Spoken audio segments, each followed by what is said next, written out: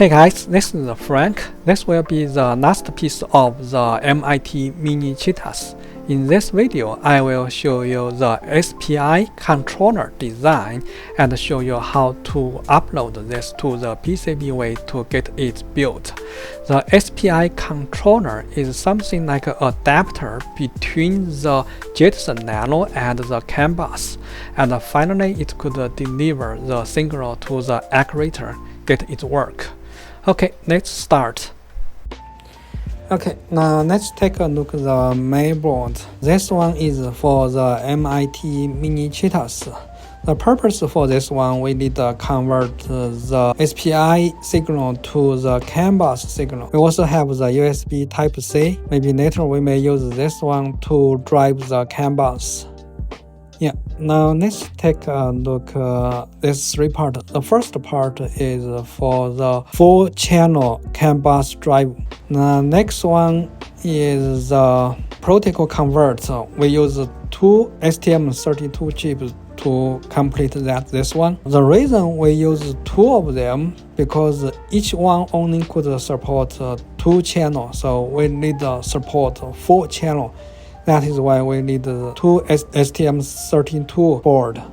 Okay, the next one is the power management. So here is the power. This one is for the soft boot, just to avoid the very large current at the very beginning when the device power on. This one is for the 5 voltage, another one is for the 12 voltage to supply the power, to provide the power for device. Okay, so let's download the file and upload it to the PCBWay.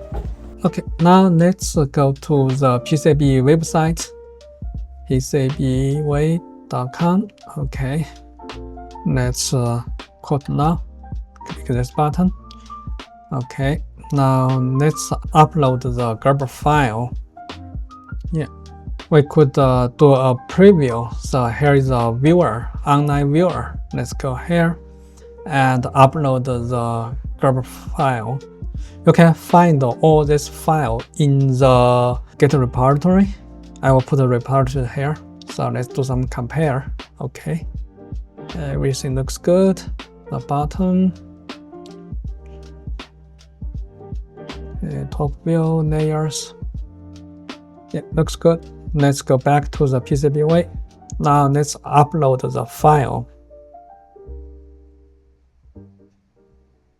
Okay, let's pick up some parameter. This is 4 layers, so let's pick up 4 layers.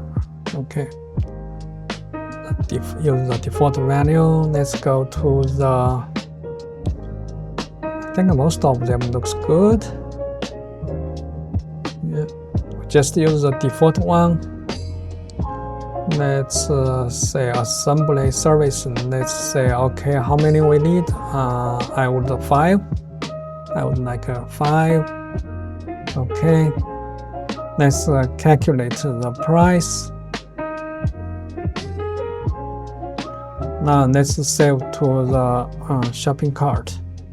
Let's agree. Okay. Looks good.